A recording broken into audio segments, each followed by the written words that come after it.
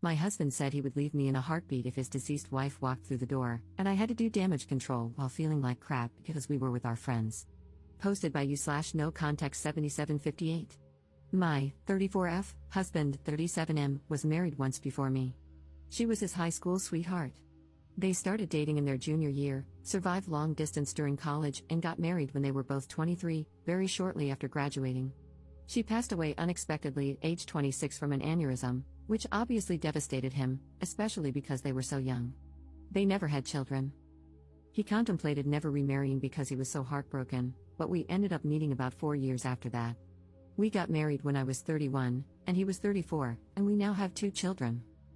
Last night, we were at a friend's potluck gathering. Everything was going well until one of our friends brought up a new topic related to relationships. She is newly divorced, so the conversation was about her divorce. Others chimed in with stories about past relationships from high school, college, etc. I mentioned that I never thought I would get married because my luck with men had always been terrible until I met my husband, and I said I felt very lucky to have met him. After a little while, my husband brought up his deceased wife. Everyone knows he was married before me and that she passed away. He was talking about her and then dropped a bomb, saying, if she walked through that front door right now, I'd pick up where we left off. If I'm being honest, it felt like someone put my heart into a blender and punched me in the gut as hard as they could. Everyone in the room could sense the awkwardness that followed. To avoid making a scene, I just laughed it off, even though I think it was still obvious that it hurt me. I just felt that if he still feels that way, then why are we married? I've never asked him to get over his wife. I have never experienced the loss of a spouse or even a partner, so I'm unsure how that feels. But I would never say something like that in front of my new spouse. After the gathering, we left, and I did not speak to him the entire car ride home or much the entire night. I did tell him that what he said hurt my feelings deeply and that we could talk in the morning once I had calmed down because I didn't want to say something mean to him. I ended up sleeping on the couch because he wouldn't leave me alone. It's now the next morning, and I barely slept. He is still sleeping. I'm not really sure what to say or what he will say. Relevant comments. Commenter. It's one thing to acknowledge a deceased partner and know that if they were alive, you wouldn't be together because you wouldn't have met in that capacity. But he was disrespectful and hurtful on another level. Did he just lob this bomb for no reason? Like, was it a pass the salt? And by the way, I would drop off for my dead wife in a second. I'd be feeling like crap and angry, truly wondering what role I play in this relationship outside of being a bedwarmer. Not the jerk at all. Ops response. He started off by saying that he had never been in a serious relationship until his first wife. He had little relationships in middle school and early high school, but she was the first one he ever felt serious about. Then he said what he said. Everything was fine until he said it. I'm also not opposed to him speaking about her, we've talked about her before. Commenter 2. He probably could have worded it better, but the only reason you're where you are is because she isn't. It's not that he doesn't love you more than anyone on earth, but she is an idea that still seems ideal in his mind. You may also not fully understand the depth of their bond, given how long it lasted. I don't blame you for being a little taken aback, but he's there for you, loves you, and is committed. Isn't that enough? Ops response. Yes, I've acknowledged that the only reason I am together is because she is gone. That is obvious, and anyone with a brain would piece that together quickly. It's just that what he said was mean. He could have kept that to himself. I would never say something like that to him or in front of him, even if I felt it. Commenter 3. Okay, what else did he say? Because I absolutely, 100% believe that he said this hurtful thing, and it has stuck in your mind, bothering you. You are not the jerk for feeling normal human emotions. Just as I absolutely, 100% believe that this is not the entire story. You laughed it off. He tried to talk to you about it, but you wouldn't listen. I mean, yeah, from what we know here, you're the jerk. You pretended you were fine with the comment, then you flipped and said you weren't. Then you refused to accept any kind of open communication about the issue. That sounds kinda like a jerk move to me, and the absolute lack of details doesn't help your case. The fact that you are willing to talk about this with internet strangers but not your partner is also not a good look. Are you the jerk for feeling hurt? Not at all. Are you the jerk for crapping all over your husband's mistake? Yes, you're the jerk. I hope you approach the morning discussion with a calm head and an open heart. I hope you process your feelings. I hope your husband apologizes for hurting you. Ops response. I did not say anything after it happened because I was shocked, hurt, confused, and embarrassed. It came out of left field. I also don't think anyone was convinced I was fine with it because my laugh came out very awkward and dry and everyone kept looking at us. I was also quiet for the rest of the night, I'm a huge chatterbox. I did not speak with him once we returned home because I was not sure how to communicate what I was feeling without saying something I didn't mean, so I kept my mouth shut until I could process my feelings.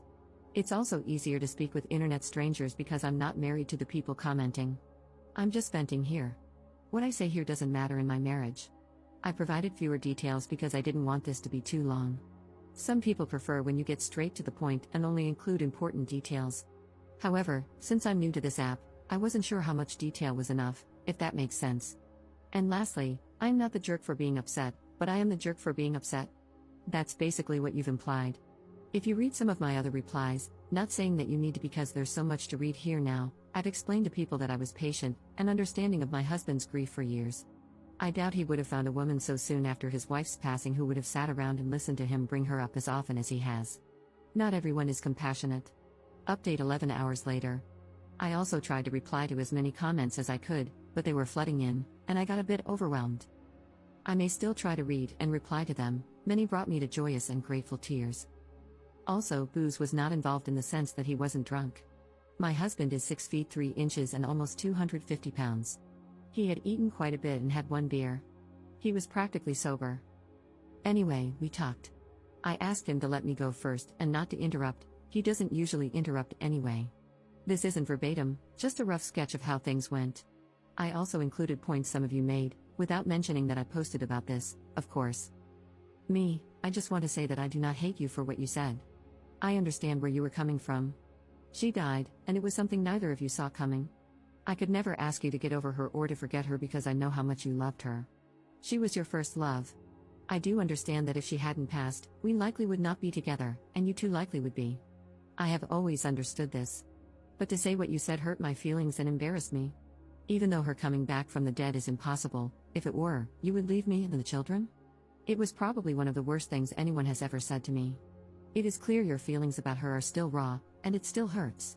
I want you to get counseling, and I want couples counseling very, very soon. He then apologized profusely, teared up, and said how he did not mean to hurt me or embarrass me in front of our friends. He basically said that he thought about it before he went to sleep and realized that he should have kept it to himself. I mean, I can't be angry at him for what he thinks. He loved her, and she died. His feelings are also valid here.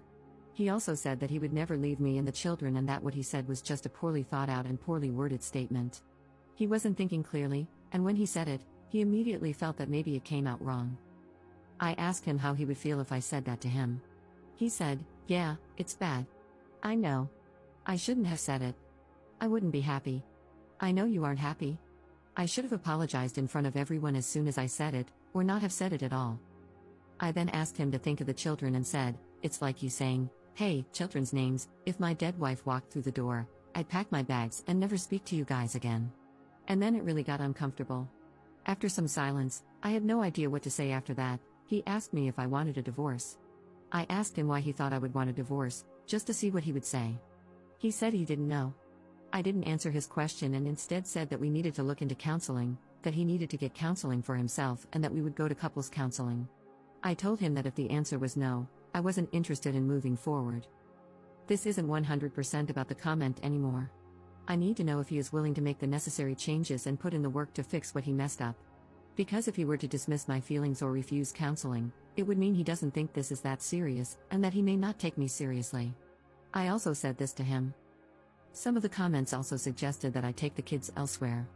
I agreed with this because it would be difficult to get through this while also parenting. I have a very young daughter and a toddler son. They are currently with my parents for the weekend, and I'll be getting them Sunday night, so this gives us time to really work on things. He suggested that he sleep on the couch instead of me. I have nowhere else to go. I haven't told my parents because I really want to keep this between me and him as much as possible. Family and friends tend to jump to judgment too quickly and sometimes offer extreme and harmful advice. It's also embarrassing. Luckily, we both have very good insurance that will help with counseling. I told him that it seems like whatever counseling he got after her death wasn't enough, and that he wasn't consistent with it like he should have been. With trauma like that, I personally would have been in counseling for years before even considering remarriage. He agreed. He was only in it for about a year and then stopped once he moved away from his hometown. He never got back into it. He also agreed to individual and couples counseling. He kept apologizing and telling me he loved me all day. It was also so difficult to be around him because he kept looking at me. I couldn't think. It was like he would try to say something and then just stare without saying anything. With the kids gone, there's nothing to really do except talk, so we talked again right before dinner time. He asked me if I wanted him to cook or buy something. To be honest, I still wasn't hungry, so I just told him he could pick something up for himself and that I wasn't hungry. That prompted the second discussion. I realized he must feel very bad because he noticed I hadn't really eaten much all day. He kept asking me to eat. I wasn't sulking too much or anything, just doing my usual tasks but not speaking or eating as much. Because we're home together all day, he noticed this. He asked me one more time to please eat dinner with him, so I agreed. During dinner, he told me that he had looked for counselors himself and wanted me to see if I thought they were okay, and that he would keep looking.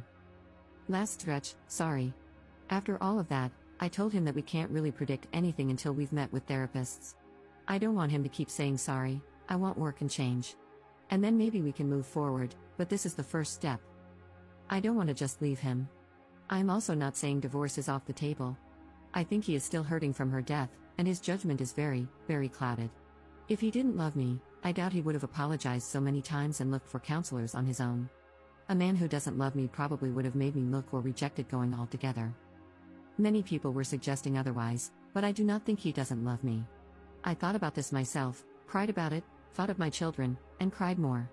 I'm not staying for the kids, I'm staying because I want to at least try to fix things. If it cannot be fixed, then at least I tried. We were also very close. Some people were asking how close we were prior to marriage, maybe as a way to gauge the difference between the relationship and ours? Maybe to see if he settled? He was always very romantic, caring, and sweet to me. We've never yelled at each other. When we first started dating, he would plan dates, surprise me, and brag about me to his friends. That's why I am very confused about why he would blurt that out, unless it was just very poor brain-to-mouth coordination. I also told him that I might get a counselor for myself. I don't think I need one, someone suggested it. But I think he needs it more than I do. And because insurance companies are getting worse by the year, 3 counseling bills might be pushing it. I don't know. If I do get one, it's because I don't want to potentially resent him or doubt myself. Some people have been trying to make me doubt myself. Some of the comments were very nasty to me. I appreciate Reddit hiding comments with many downvotes, as they may be mean, but I couldn't help but click.